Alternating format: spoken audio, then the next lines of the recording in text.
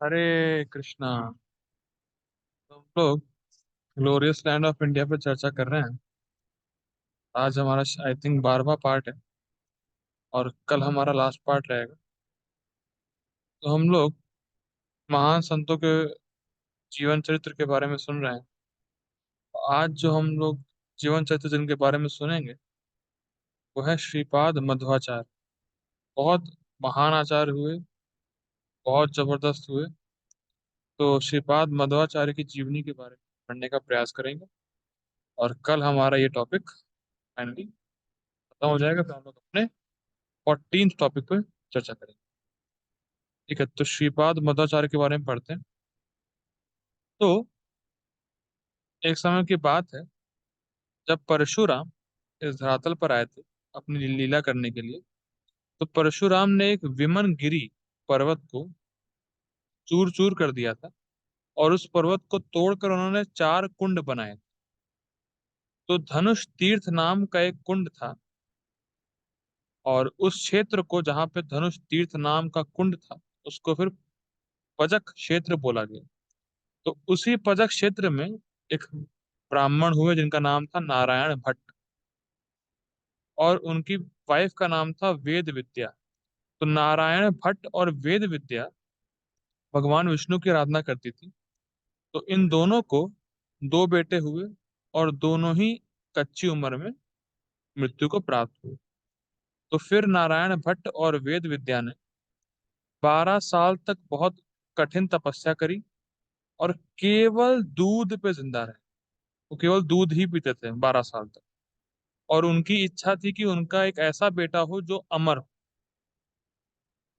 तो भगवान विष्णु प्रसन्न हुए और भगवान विष्णु, और उस समय बुद्धिज्म बहुत प्रचलित था। तो भगवान विष्णु ये सोचे कि क्यों ना बुद्धिज्म का अब जो समय समाप्त हो रहा है, बुद्धिज्म का समय समाप्त होने पे आ गया है, तो क्यों ना ऐसे व्यक्ति को भेजा जाए जो सबके चित्त में भक्ति का रस भर दे। तो भगवान विष्णु ने वायुदेव को बोला कि आप जाइए और आप प्रकट हुई। तो विजयदशमी या दशहरे के दिन नारायण भट्ट और वेद विद्या को एक संतान हुई जिसका नाम हुआ वसुदेव। और बहुत ही छोटे समय में वसुदेव ने अपनी सारी एजुकेशन कंप्लीट कर ली। जो भी उस समय जो प्राइमरी एजुकेशन होती थी वो उन्होंने बहुत ही छोटे पीरियड में कंप्लीट कर ली। और 8 साल की उम्र में उनका उपनयन संस्कार हो गया। उपनयन मतलब उनको जनेऊ जनेऊ मिल गई। अब वो योग्य हो गए वेद पढ़ने के लिए। तो फिर वो 8 साल की उम्र में वेद पढ़ने के एक ब्राह्मण से, और अपने स्कूल के समय वो बहुत ज्यादा शरारती थे। जो वसुदेव थे वो अपने स्कूल के समय में बहुत ज्यादा शैतानी करते थे। तो एक बार वो खेल कूद में बिजी थे। माफ कीजिएगा, मेरा कैमरा शायद ब्लर हो रहा है। एक सेकंड देखो। हाँ, अब ठीक है। तो अ, अपने स्कूल डेज में बहुत शैतानी करते थे वसुदेव। तो एक दिन क्या हुआ कि वो खेल कूद में लगे हुए थे तो उनके टीचर आए और टीचर ने उनको डांटा कि तुम्हें पढ़ना लिखना है कि नहीं है। तो वसुदेव ने बिना रुके जो टीचर पढ़ा रहा है वो तो सब बता ही दिया, और जो टीचर पढ़ाने वाला है वो भी बता दिया। तो टीचर आश्चर्यचकित हो गए, अरे ये कैसे।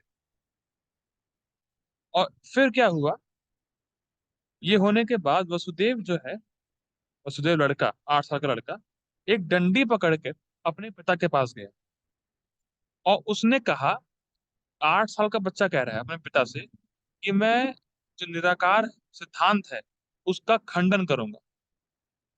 तो नारायण भट्ट ने सोचा कि इतना आसान थोड़ी ना है मायावाद या निराकार का खंडन करना। इसको तो बहुत बड़े बड़े विद्वान भी खंडन नहीं कर पाते, तो तुम कैसे कर दोगे। तो वसुदेव बोलते हैं, जैसे जैसे एक छोटी सी ये लकड़ी एक बड़ा वृक्ष का रूप ले सकती है, तो क्यों नहीं एक बच्चा इस सिद्धांत को, मायावाद सिद्धांत को या नास्तिक सिद्धांत को या जो निराकारवाद सिद्धांत को खंडन कर सकता है। तो उनके पिता ने कहा कि छोटी सी लकड़ी एक बड़ा वृक्ष, क्या कहना चाहते हो। उसी समय वसुदेव ने छोटी सी लकड़ी को जमीन में गाड़ दिया, और उसी तत्क्षण, उसी क्षण एक बैनियन ट्री निकला। लोग आश्चर्यचकित हो गए, ये कैसे हुआ? तो तो उन्होंने कहा, वसुदेव ने कहा, कृष्ण की कृपा से हुआ। और आज भी वो बनियन ट्री पदक क्षेत्र में है। पदक क्षेत्र मेरे ख्याल से आई थिंक साउथ में है। आज भी वो पेड़ है जो मध्वाचार्य ने एक डंडी से पकड़ लिया।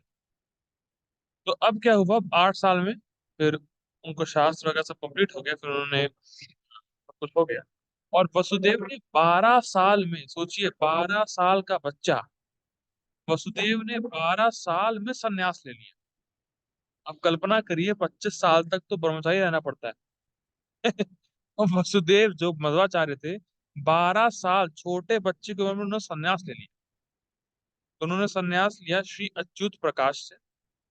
तो अच्युत प्रकाश का क्या सीन था? अच्युत प्रकाश जिन्होंने मध्वाचार्य को संन्यास दिया था, वो बेसिकली थे मायावादी। मतलब बाहरी तौर पे मायावादी थे, लेकिन अंदर से वैष्णव थे। तो फिर संन्यास लेने के बाद वसुदेव का नाम पड़ा आनंद तीर्थ। या और आनंद तीर्थ पड़ा, और दूसरा नाम पड़ा तत्पर मध्वा। ये दो नाम पड़े, दोनों में से मतलब कोई एक लोग बुलाते थे उन्हें। तो मधवा का मतलब होता है, मधु का मतलब होता है खुशी, और वा का मतलब होता है नॉलेज। तो मध्वा का मतलब होता है आनंद देने वाला ज्ञान। उसके बाद वो फेमस हो गया मध्वाचार्य के रूप। और श्रीपाद मध्वाचार्य पूरे इंडिया में भ्रमण किए, और जितने भी मायावादी थे सबको ठोका, सबको डिफीट किया, और भक्ति शास्त्र को स्थापित किया।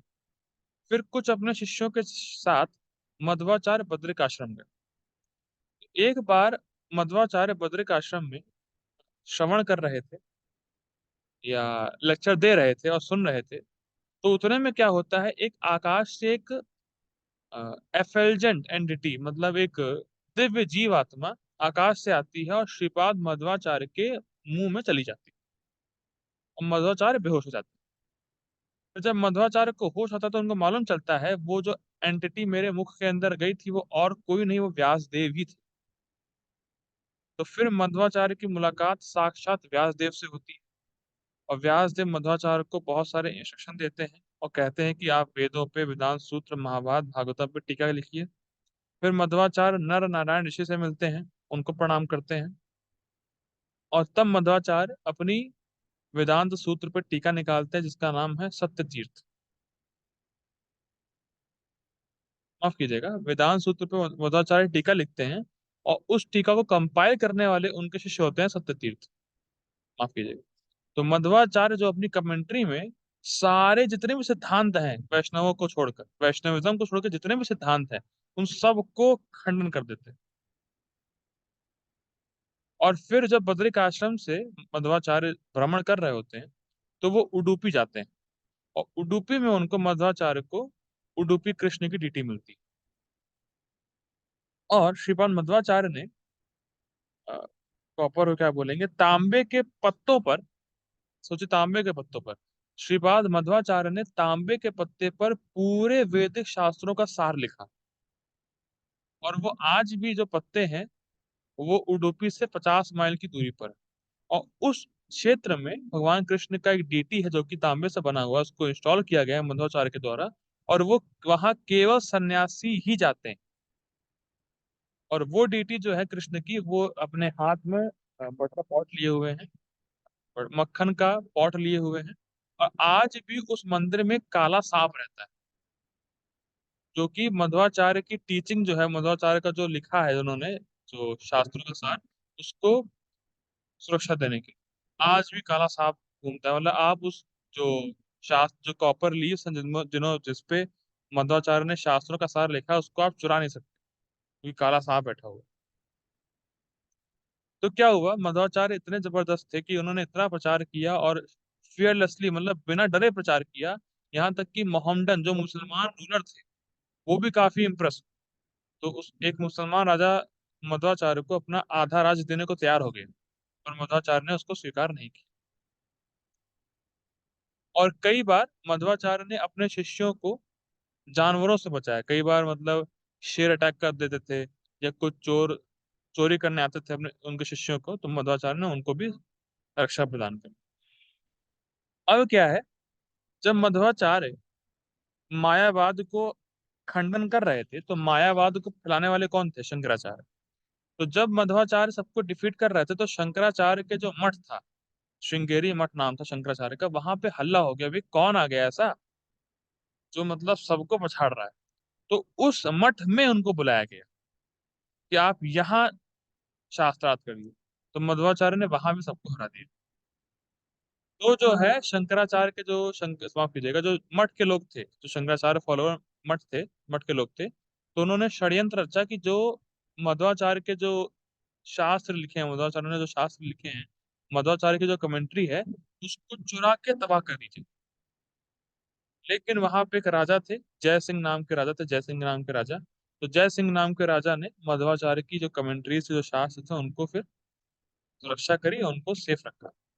मध्वाचार्य का एक और नाम है, उनको बोलते हैं पूर्ण प्रज्ञ। पूर्ण प्रज्ञ प्रज्ञ का मतलब होता है कि उनके पास बहुत बल था।